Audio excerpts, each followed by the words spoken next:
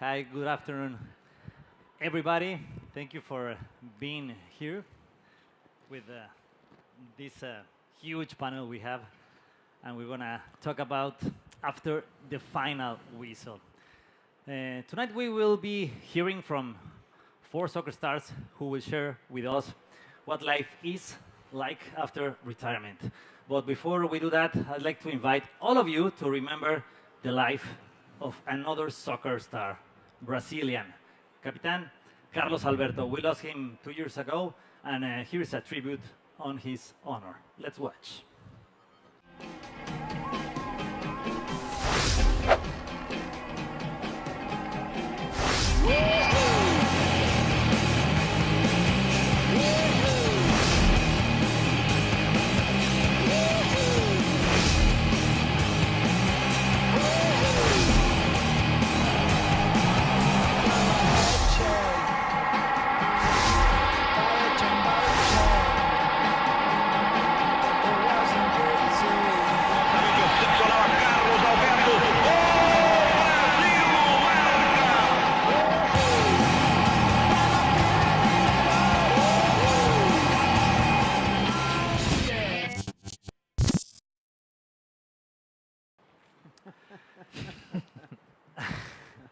This part is in English, don't worry. After the final whistle comes the day after. A day when we are just like the rest. A day when we start to get old. A day when our bodies forget the high performance. We are never ready to hear that whistle and face a future away from the wholeness of being a soccer player. Because sooner than later, we realize that there is no other activity that makes us feel complete. It's time for a new endeavor, a new schedule, a new way of living that includes being a stranger in your own house during the weekends, and of course, it's time for a new salary.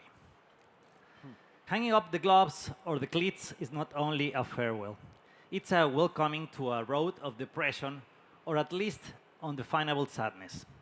And don't lie to me, guys. Nobody celebrates being an old man at time when you are not yet 40 or 42. 43. 43. Your last time was 42. But that is what we are, only in matters of soccer. Human beings go from laughter to tears in minutes. Soccer players from everything to nothing in days. Going from riches to rags takes so little time, about the same time it takes to spend it all. What will end look like? Most players are not ready to move to a different social and economic reality. We also have to face a syndrome called, and now what? Many find the answer right away, but many will spend the rest of their lives looking for that answer. I want to introduce our, our panel this afternoon. Landon Donovan, on my left, he's regarded as one of the greatest, I would say the best, US men's soccer players of all time. Having played in the MLS, Liga MX, Bundesliga, and Premier League, Donovan holds so many individual records in Major League Soccer, having won 6 MLS Cups and being the all-time scorer with 145 goals. With the US national team, he's the only player to reach the 50 goals, 50 assists mark, and he scored 5 goals in 3 World Cups. He performed one of the most exciting moments in all American sports when he scored the winning goal in the very last minute against Algeria in South Africa 2010. And as a Mexican, I have to recognize Landon as our worst nightmare. Juan Sebastián Verón. He played in the elite of European football for 10 seasons. Started in Estudiantes de La Plata, then Boca Juniors before starting his international career where he played for Sampdoria, Parma, Lazio, Manchester United, Chelsea, and Inter de Milan. Back in Estudiantes de La Plata, he won Copa Libertadores and Club World Cup final against Barcelona. He reached it. He represented Argentina in 3 World Cups. After his retirement, he became the president of Estudiantes. As a Mexican, I need to remind you that Carlos Tevez' goal in the round of 16 was clearly offside and you were there in South Africa 2010. Luis Hernandez, he's famous by his nickname El Matador. He played as a striker. He's the fourth highest goal scorer of all time for the Mexican national team with 35 goals, and with Chicharito, our top scorer in World Cups, 4 goals in '98. He played for teams in Mexico, Argentina, and United States. El Matador also scored 6 goals during 1997, Copa America being the tournament's leading goal scorer. As your rival, querido Matador, I have to tell you that I will never forgive you for that bicycle kick goal you scored to me 20 years ago. And finally, we have Luis Saha on the other side. Premier League, Champions League, and League Cup winner with Manchester United. Saha also played for Newcastle, Fulham, Everton, and Tottenham, as well as representing France at Euro 2004 and 2006 FIFA World Cup in Germany. Since retiring from the game, Saha has created Axis 10? Axis Stars. Axis Stars. Axis? Stars. Axis Stars. Sports consulting group with former defense Dieter Prestin that claims to provide professional footballers with financial protection during and after their careers. As a Mexican, I want to thank you for not scoring a goal against my country, Luis Saha. Well, I would like to start this. I mean, feel free to jump in whenever you want. I want to do it kind of relaxed. And I would like to start with Luis Saha on the other side, because seems like you are the right guy to talk about this huge change between being current or a former player. Seems like you were ready to face the final whistle. Tell us about how was that process. I have to admit that the process was thought way before I hung up my boots, because I actually went to a process where I write my own book, trying to say exactly my journey and try to be as much informative that I could be. So, you know, in a personal level, but at the same time, trying to find some stories from other players. Mm-hmm. So I starting to interview Zidane, Galas, all the other players, staff members, start to understand the whole overall industry and try to understand what happened to me on different angles. So it helped me in a way to actually, on the same time that I realized that I miss some opportunities with a World Cup and the Champions League, maybe through injuries as well. So I was like aware that my career won't last forever.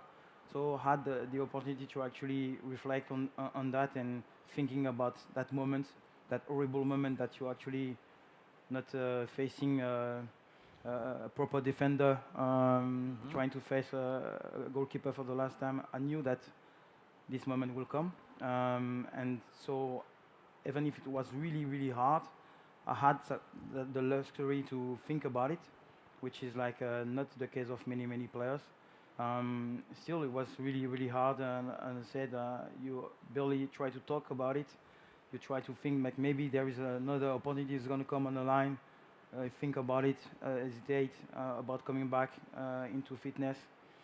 But yes, I knew my time was coming because my mojo went gone. You know, I didn't feel like I was able to carry on and go into other countries, maybe in Dubai, Middle East, or whatever. Like trying to maintain that dream alive. That was I think that was my day when I felt like the mojo was not there. I was not gonna lie to the industry. So I felt like I was more into going to certain business or venture in a way. So try to educate myself to make sure that I'm able to have a contribution.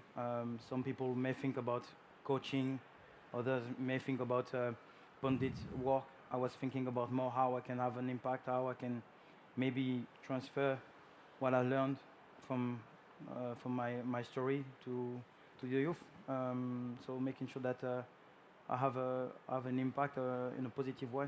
Mm-hmm.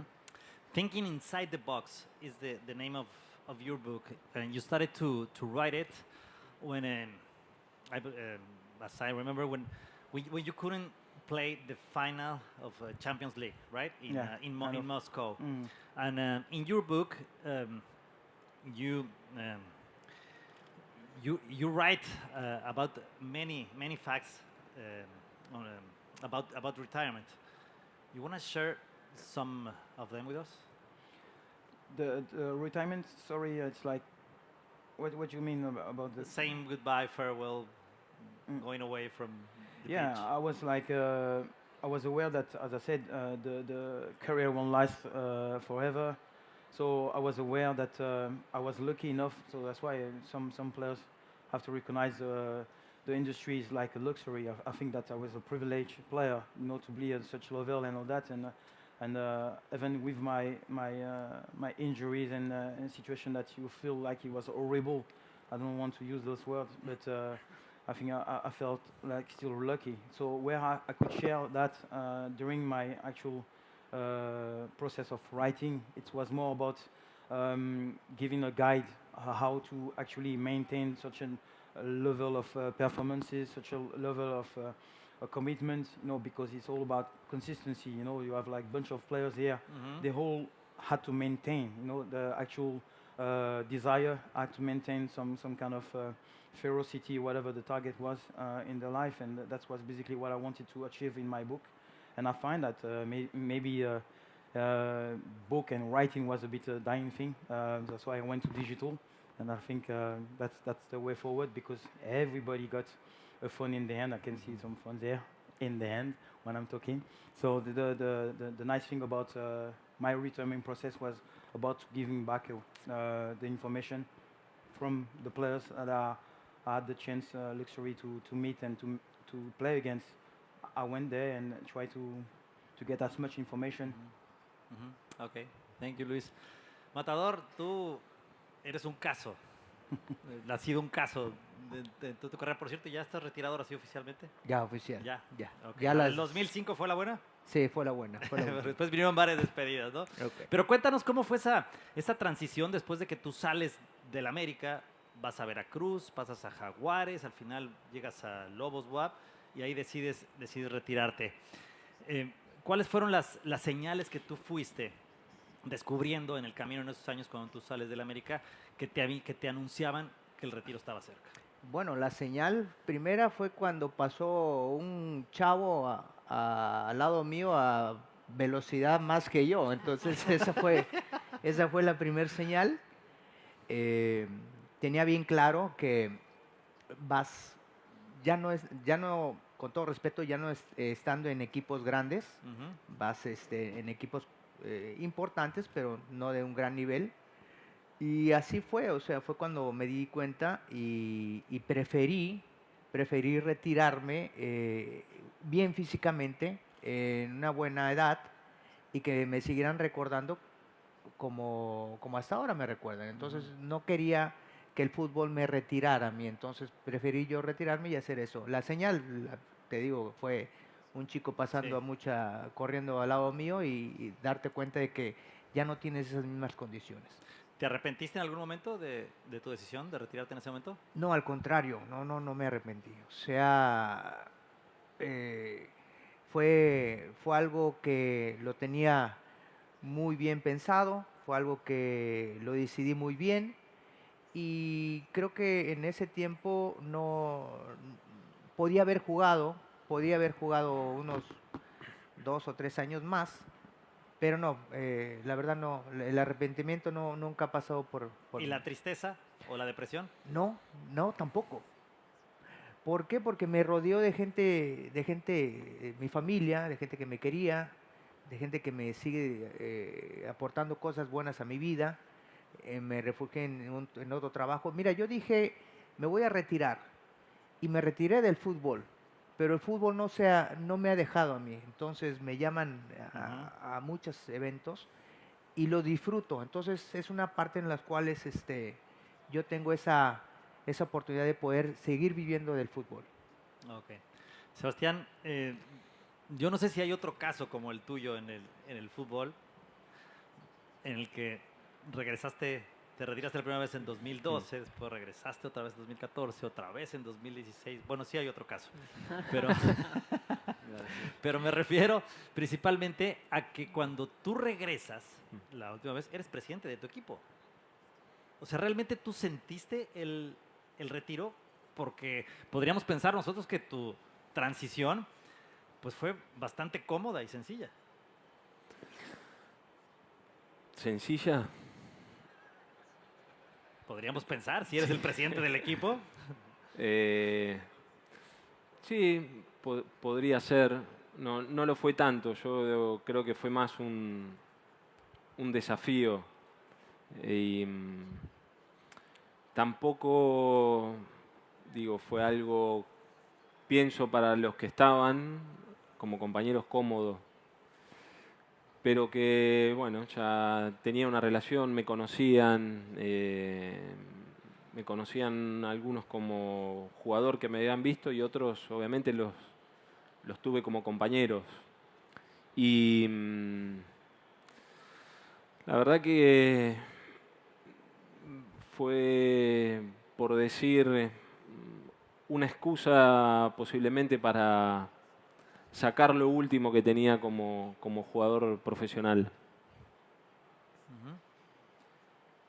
Porque además, bueno, la última vez que tú regresas del retiro, tenía otra causa, ¿no? O sea, estabas también con un puesto en la AFA, pero tenía otra causa más allá. Y al final de cuentas te funciona, pero tú dejas lo último ya por una lesión, ¿no? Pero te va muy bien en la última vez que regresas en un torneo sudamericano. Sí, en la Copa Libertadores. Sí, la verdad que sí. Ya en los últimos partidos me empecé a sentir mejor, pero como que ya el jugador de fútbol se había ido. Y la realidad que estuvo bien hasta ahí. Más posiblemente hubiera sido algo forzado y que no le hubiera servido a nadie, ni al club en este caso, ni al equipo, y obviamente ni a mí, que siempre me pongo del último. Y en definitiva, como te decía anteriormente, o sea, me vacié como futbolista. Okay. Landon, you are also a really special case. Thank you. And well, not only because you are the best American player, but what really surprises me is when you first said goodbye in 2014. That was right after winning the MLS Cup, right? Against Revolution. Right. That was probably the best last game you ever thought. And then you came back 2 years later, and then the last one in Leon, 1 year and a half later. Why you came back from retirement if you had the best last game? So, can you guys hear me? No? Can you hear me? Yeah, it's out of Nobody? your Sorry, malfunction. está fuera de tu. Can you hear me? Yeah, All right, maybe I'll much just hold better. it. Yeah. I think I'll just hold it.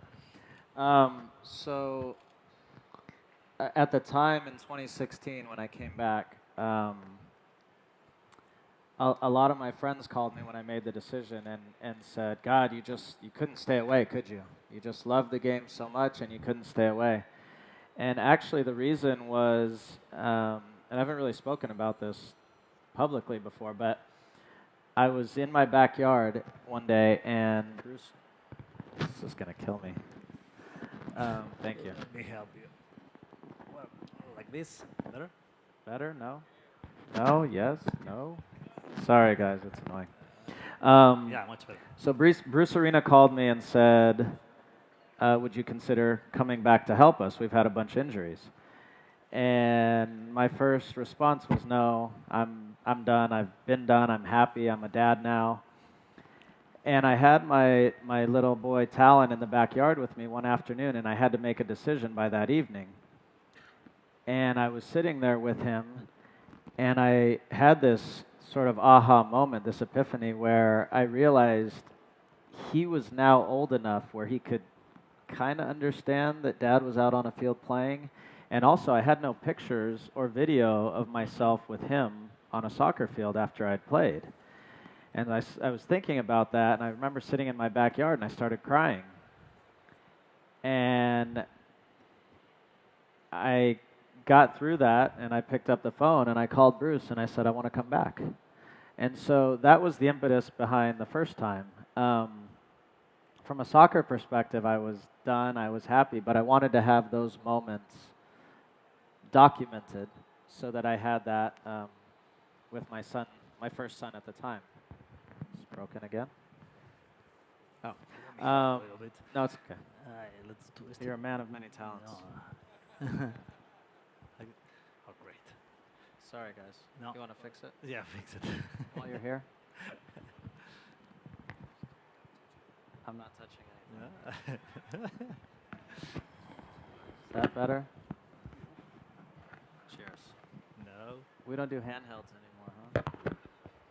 I'll just hold it, it's fine. So the second time, I was sitting home, very happy again, and I got a call from my agent asking if I would ever consider going to play in Mexico. And I said, like Sunday Mexican League? Like, what are you talking about? And he said, no, go play in Mexico. A team from Mexico called and asked if you would do it. And I said, I appreciate that, but I'm not interested, and I hung up. A few days later, he called back and said they're really interested. They really want you to come.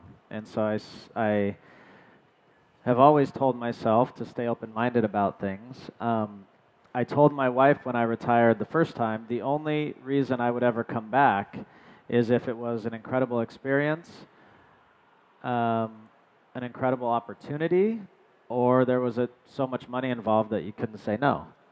And the Mexico opportunity ticked all three boxes. It was an opportunity for us to do something different. It was significant financially for myself and my family, and as those of you who have kids know, your mentality about that stuff changes when you have children. And then it was an experience that I figured I could never get again. The opportunity to take my family down to Mexico and live there was too good to pass up. So that was the impetus behind all of it. I was a little different maybe from some people. I was actually excited for retirement and excited to stop playing and do something different in my life. But I do still find myself, even to this day, wondering what exactly is next. And I think that's probably the biggest question that we all have to answer, because nothing compares to walking out in front of 60,000 people, that energy and that excitement. Nothing will ever compare. So how do you find something that's relatively comparable? Mm-hmm. But it's worth it when you came back? Do you think it's worth it? Was it worth it? Yeah, was it worth it? Financially? No. Yes, it Emotionally. was. No, it was. It wasn't always. With the Galaxy, yes, because I got the opportunities I wanted. With Leon, more than the on the field, I came back from Mexico. We met two incredible girls there who are now our nannies. They've come to America to live with us that we've fallen in love with. My oldest son speaks better Spanish than I do now. Okay. My wife and my two children had an experience that they would have never otherwise had, so it was absolutely worth it. But what about your performance in Leon? What's the Do we have to talk sensations? about that? Yeah. We know about the numbers, but we want to hear about your experience. Yeah, so it was fun to go to a league that I had watched my entire life. Obviously, Luis knows the league well and lived there and played it. But for me to come from Major League Soccer, then to see just how talented the players were Mm-hmm. and how passionate the fans were. And I watched Mexican League soccer before I watched any other soccer in my life, so I had the ability to finally live out that dream of mine, which was really fun. Mm-hmm. Okay, that was the last time Okay, you thanks. came back? Definitely? Yes. Yeah? Never say Even never, though, but well, yes. maybe there's another opportunity in Galaxy, huh? You never know. Okay. Luis, can you tell us more about if you went through depression or sadness when when you left the pitch? Because I mean, I have the theory that each one of us feels depression or sadness, and some of the soccer players never never go through that. I mean, No, it's true. I think I know or numbers of never leave it players behind. who who did suffer, and still do. Me, I was a bit more like in London. I would say I was like looking forward because I felt like my mojo was was not on anymore. My mojo was like my motivation, the authenticity when you go at the field and you feel the pressure and you manage to be courageous about it because you want to win. So all that was like I was facing like no opponent for me. So I was like, and I couldn't really understand. So at that time, I was like really focused on that feeling, and the retirement thing was like a relief. I have to admit because I worked so hard, training was, it was like just like I had that desire to work so hard. But when that mojo gone, you feel like everything is forced a bit, and I don't want to lie to anybody, and I don't think that the worst thing about being a sportsman and have been so privileged to play on the higher rank, I would say, with like chance to play on World Cups and playing with big clubs, is to lie to yourself. And I was like, no, I don't want to do that. No money, no things will have changed that. So yes, I entered that period of 6 months, maybe 1 year, where you look at proposition on the table and you think about it and you look at your family and say, oh, you go to India, you go to America, you go to Middle East, and it wasn't there. But actually, the whole process of like going fit and going to that to that hard shift of working really hard, it was gone for me. So I didn't feel depressed that much because, as I said, I was like onto business, and as I'm a competitor, I Yeah. really wanted to do things, and in another level, I committed myself 100%. I'm like every day on it, and I really like committed to that passionate thing that I have in my belly, and that's it. So I don't think that I entered to any process of depression or thing like this. I Okay. just felt like my mojo just switched to another thing. As I'm a competitor, I would have like maybe played in another sport, and I would have been the same, because I want to win and I want to compete against the best. That was me. So when that thing was not there, it was gone. So I never felt depressed. I felt maybe sometimes jealous, I will say. Envy to be like in competition when you see Champions League, when you see the boys in Man United. I've always been a fan. You want to be out there and like maybe playing on those stages. But I knew how hard it is. I knew how much training they go through. So I couldn't lie to myself and I say, no, this is not me. As Luis said, some other boys put me on the side, and it was not for me. Yeah, you were very successful as a player, and you have been very successful in your company. But do you think this new activity can replace what you used to feel inside a team, a trip, No or way, a no. pre-season, I or a can stop game? you there. No way, no way, because I was passionate, and I think that, as I said, it's a very privileged area. When you do this sport at this level, like competing in big stadium, as you mentioned before, 80,000 people like shouting, and like a family itself, like together, like going to a stadium, like to watch that show, and you participating on that. It's just a dream, and you can't compare. But you have to think about like so many things are different. You can't say replace, because you can't have that. It's going to be another thing, but you have like this opportunity to take this experience and to do something else. And with, I would say that platform, I'm lucky to have an impact, and I feel as passionate because I may do some good to maybe not only my family and my entourage, but maybe, who knows, like hundreds, maybe thousands.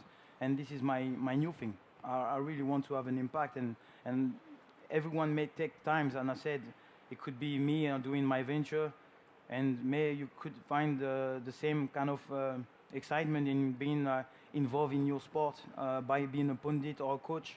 I think the closest feeling, it could be a coach or maybe a chairman. I think, Okay. you know, like you have that kind of power. You can have like some kind of, I would say, some kind of, yeah. It's more about the actual DNA that you put into your work and into your people that you're working with, and this is very important for me. I really like the aspect of like building some kind of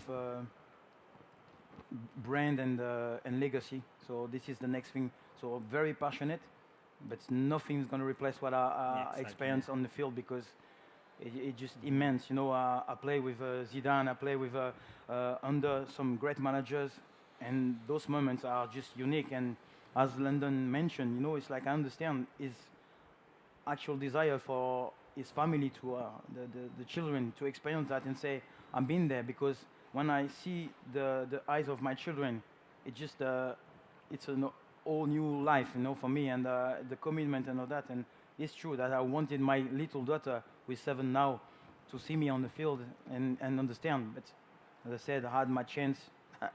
She was too young, and that's it. Mhm. Luis, can you share with us some examples about players that you have helped with your company? I think that there's many in a way that you have players who actually find that they need connection, they need understanding, so you advise them through the overall connection of the app. So basically, I don't know if you are aware of exactly what he's doing, but it's more or less that the entourage of the players are really very difficult to pick the right people. So by actually have a digital company who helping the filters, you have the right people in front of you. So it could be an agent, could be a lawyer, could be an actual wealth manager or some kind of advisors in some ways. So having that kind of verified people inside the app is just amazing because it's so much things and choices to make during your career when it's only 10 years if you're lucky, 15 if you are very, very talented like the players here. But so yeah, so many players have find some different ways in the app, so which is the hem. Ok. Ajá. Matador, ¿tú pasaste por algún periodo depresivo? Eh, no, Nada. no, la verdad no. Obviamente buscas el camino en esa transición de saber qué vas a hacer después de eso, ¿no? ¿Qué es Eh, lo que te apasiona hoy en día? Hoy en día me apasiona el poder relacionarme con gente, viajar, disfrutar a la familia. Yo creo que sacrifiqué mucho cuando jugaba fútbol, cuando era profesional. Sacrifiqué mucho y me perdí esos momentos. O sea, a final de cuentas uno viene de provincia y el dejar todas las cosas importantes de la familia, de los amigos y todo eso, creo que hoy en día lo valoro más. Hoy en día, y por eso te digo que hoy disfruto más eso, me apasiona más estar con mucha gente, me apasiona relacionarme, me apasiona estar bien con los amigos. Y obviamente mi trabajo lo tengo fuera del fútbol, es trabajo empresarial, y que también lo disfruto, ¿no? Pero sigo disfrutando, no sé, estos eventos, sigo disfrutando la compañía de grandes jugadores que tuve la fortuna de poder vivir con ellos grandes momentos en el fútbol. O sea, si alguien te pregunta, ¿a qué te dedicas hoy en día? ¿Qué dices? Porque haces un poco de todo, ¿eh? Sí, sí, vendo pepitas en el estadio y todo eso también, yo creo. ¿A qué me dedico? Empresarial. En el nivel empresarial, aparte de fuera de fútbol, ahí tengo unos negocios y no sé, o sea, es repetitivo, o sea, dejé el fútbol, pero me siguen invitando a O sea, tú eventos, sigues a activo patrocinios. todavía, vaya, con los veteranos de Con los América o Tigres bueno, o Monterrey. Suena, suena feo, veterano. Sí, Leyenda no, mejor. la leyenda Sí, es eso. No, es que me invitan, a veces me ¿Cómo se invitan. dice, Sebastián? Con, No, con los leyenda, futbolistas porque en reposo. veterano habla de tipo Sí. tal forma, ¿no? Sí, nos invitan, por ejemplo, nos invitan a partidos de exhibición, amistosos, y si tengo el tiempo que no me quite el trabajo, pues cómo no, con mucho gusto. Me da alegría poder convivir con todos nuestros excompañeros, nuestros amigos dentro del fútbol. Y creo que es algo que te deja el fútbol, te deja una amistad eterna con todos, con muchos compañeros. Entonces, eso lo sigo disfrutando. Ujú. Sebastián, tú como presidente y figura de un equipo como Estudiantes de La Plata, pues obviamente eres un referente para los jugadores activos, pero también para todos los que vienen abajo en las inferiores. Eh, Tú ya pasaste por todo lo que ellos están pasando y ya sabes más o menos cuando ves un jugador y detectas, dices, este va por aquí, este va por allá, este va por allá. Normalmente, ¿cuál es el mensaje que te gusta darles a los jugadores?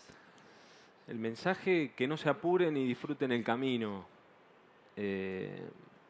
Porque bueno, uno piensa cuando es chico que no se termina y te das cuenta que termina y que pasa rápido aparte, y hoy mucho más. Porque, bueno, un poco lo escuchaba a Luis, a los Luises, a Landon y eh, algunos están dentro, otros fuera del fútbol.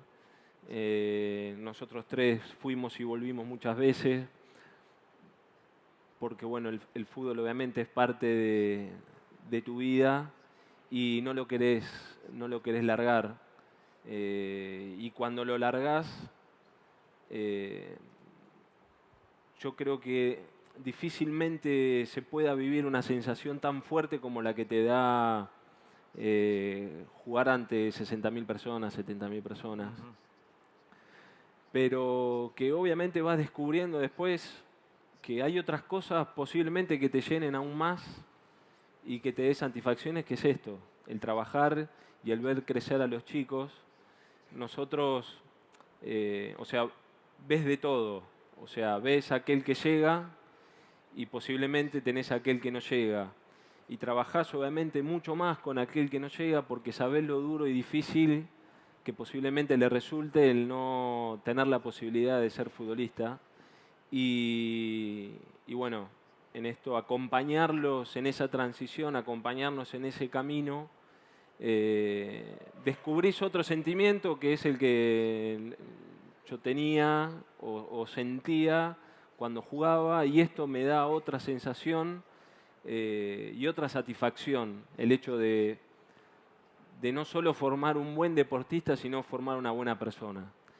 Y eso obviamente es un gran trabajo, por momentos duro, porque es difícil decirle a un chico o ver a los chicos ahora a final de año que se tienen que ir y que obviamente y posiblemente alguno llegue por otro lugar, pero los demás tengan que seguir con sus vidas buscando un estudio y trabajando de otra cosa. Sí, Lo importante es que tengan un adelante. aprendizaje, ¿no, Sebas? Los chicos que se van, que tengan un aprendizaje de lo que hicieron, ¿no? Sí, sí. Yo creo que lo descubren, Ujú. para mí, lo descubren con el tiempo. En el Claro. momento, digo, es duro, es muy duro. Eh, pero está claro que le queda, sí, le queda un aprendizaje y que en la vuelta te lo, te lo reconocen, se lo Sí. reconocen al club. Desafortunadamente la mayoría no llegan. O sea, es mucho más la demanda que la oferta en los futbolistas. Y como tú dices, hay algunos que pueden llegar por otro lado, pero probablemente en tu club no tengan un espacio. A todos ellos les va a llegar, bueno, a muchos de ellos les va a llegar el retiro anticipado, mucho antes de lo que se pensaba, ¿no? ¿Cómo se maneja eso en tu club? ¿Estudiando? ¿Preparándose también? Sí, bueno, nosotros tratamos, al contrario por ahí de lo que se hacía antes, nosotros en esto le somos claros que hay una parte chica que va a llegar y una parte muy grande que no. A esa parte muy grande hay que darle el mayor contenido. Obviamente la experiencia es importante y el estudio para mí es fundamental, que es una cuestión, y sobre todo en nuestros lugares, de nuestro lado, en Sudamérica y en Argentina, muy devaluada, y que el club, digo, como institución que es, desde lo social, porque es un club distinto a todo lo demás. Los clubes en Argentina son clubes básicamente sociales, o sea, son sociedades sin fines de lucro, que aparte del fútbol, albergan, estudiantes alberga 25 disciplinas, o sea, vos tenés más o menos una masa de gente, te diría entre deportistas son 5.000 deportistas federados, Ajá. más la familia que tienen atrás. Entonces es una masa importante de gente y el fútbol, obviamente que es el núcleo del club, tiene esta particularidad que los chicos quieren jugar al fútbol, no quieren estudiar, no quieren ser abogados, no entran al club queriendo ser abogado, contador o médico, sino que quieren ser futbolistas. Entonces vos ya tienes que trabajar con eso. Y con eso, obviamente, nosotros, teniendo equipos, psicólogos, coaching, el departamento social, que es los que visualizan y ven y están con la familia de los chicos, lo que hicimos también fue crear un programa educativo propio para el jugador de fútbol. Y eso a nosotros particularmente nos ayudó muchísimo porque teníamos un 80% de deserción escolar en los chicos y hoy lo bajamos a 0. Y eso para mí es algo importantísimo porque los chicos en esto, si no llegan y no siguen el camino de futbolista, tienen atrás una plataforma que es el estudio y es el estudio secundario, ¿no? Que es el que te habilita a poder tener un trabajo el día de mañana. Claro. Landon, obviously it's not easy to be a star in this country. It's not easy to be the best player ever in American soccer. But my question would be like, how how you think to pay back what soccer gave to you? You understand? Oh, that's better. Uh-huh. So, I don't want to make myself sound old, but when I was growing up, soccer was literally nothing in this country. I mean, next to nothing. So, I didn't have people giving back to me or to our communities revolving around soccer. So when you come from football-rich nations like Argentina, Mexico, France, they are used to generations upon generations upon generations of knowing what to do, how to do, when to do it, in what format to do it. And I didn't have that example growing up. So I do find now, and I was just having a conversation earlier today about things I can do and we can start doing as a soccer nation to start repaying. Because the reality in America is soccer is 20, 25 years old in a real way in this country. So we're so focused on us and how do we get better and how do I be the best and how do we make Major League Soccer the best and how do we get the national team. The thought of transforming that into how do we give back has been foreign. But we are just, I think, hitting a tipping point where we know we're going to be here permanently as a major sport in this country. Major League Soccer is going to be here permanently. And how do we now tip the scale in the other direction so that we can do projects? I just spoke with American Outlaws here about AO Impact and how they are going to start to give back. With Prince Ali and Amanda earlier about how they are going to give back. And that is something that now is coming into our conscience, whereas before it didn't. So to be, you know, that's general, but it's an interesting juxtaposition to what people from other parts of the world are so used to, and that's just a part of what you do is you find a way to give back to, whether it's as a chairman or meeting with people or via technology. We're just learning how we navigate that. What are your plans right now? Well, the first way to give back is by being a good father. So that's my number one goal. I focus on that almost every day. Once I get out of the madness of early year parenting, I will find ways that are meaningful. There are lots of places to give money that can be helpful, but there are many other ways that you can be a lot more impactful. So still navigating that, and do it here and there, but not in a solidified, structured, super meaningful way yet. Okay. Anyone wants to say something else? Any ¿Alguien quiere question? decir algo más? ¿Alguien quiere, se le quedó Matador. algo? Exponga algo más. Can I tell you guys a story about Matador? Yeah, sure you can. It's a little bit off Please do topic. it. No, disfrutamos mucho. ¿En español o en En inglés? español, no, en Okay. español. En español. Sorry, Luis. Sí. Put on. Yes, I'll it's tell it fine. in both. Disfrut- En 2002 jugamos. 2002. Él no va a recordar. Ah, no, sí. En con- 2002 estamos jugando Columbus. en una mundial. Ah, ¿ok? Y no ganamos. ya no recuerdo. ¿Quién ganó? Ya no recuerdo. ¿Quién ganó? Round of 16. Estamos jugando y No, en inglés. durante el partido, Matador dijo a mí algo muy mal en la cancha que no ¿Qué te va a dijo? ¿Qué te repetir. dijo? No recuerda. No, di, Pero tú algo dinos, muy tú mal. dinos. Pero muchos años después, por fin, ya que somos retirados, ya podemos ser amigos. No, y siempre. Lo de la cancha se queda en la cancha. Ahí. es el parte de fútbol que es increíble porque Sí. entre la cancha todo puede pasar, enemigos, todo, y después podemos ser amigos. So in 2002 we played in the World Cup against Mexico. I just reminded him that we won 2-0, and in the game he said something to me that I'll never forget that I'm not going to repeat because it's pretty nasty. But the beauty of soccer, and I've said many similar type things to other players, but the beauty of soccer and what a beautiful sport it is that after so many years now, I've seen him for the first time in many, many years, but we can be friends and laugh, and that's the beauty of soccer, and I love that it unites us in that Just way. tell so. us something. Is it worse than what the Materazzi told to Zidane in the final in 2006? I'm guessing Igual. that was about his sister, right?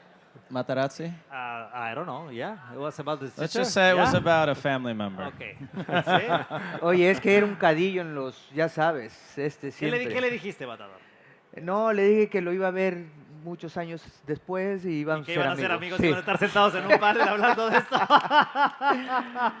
Sí, es lo bueno del fútbol que te deja. En el retiro, y lo sabes, Sebas, Luis, Landon, nos vemos con mucha alegría, con mucho orgullo de todo lo que hicimos en nuestras carreras deportivas.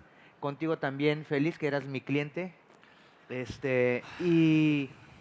Y eso lo disfrutamos y lo seguimos disfrutando. Yo creo que nunca dejamos de ser futbolistas, pero lo mejor que te deja el fútbol, y lo he repetido y lo sigo diciendo, son los amigos que quedan en el camino. Sí. No, y lo importante es lo que mencionaba, ¿no? Que al final de cuentas esos pleitos que se ven en la cancha se deben quedar en la cancha. Cuando Sí. trascienden es cuando se complican las cosas, pero que exista esa posibilidad, ¿no? De que dos rivales tan acérrimos, tan fuertes puedan verse el resto de la vida sin ningún problema. De eso se trata el fútbol, Claro. ¿no? Justamente de eso se trata y no hay que llevar la pasión más allá. Bueno, creo que es todo por hoy. I think we're done. Thank you very much. Thank you to Landon Donovan, Juan Sebastián Verón, Luis Matador Hernández, a Luis Sajar. Muchísimas gracias. Gracias por acompañarnos esta tarde. Y este es Gracias. el cierre ya del Congreso.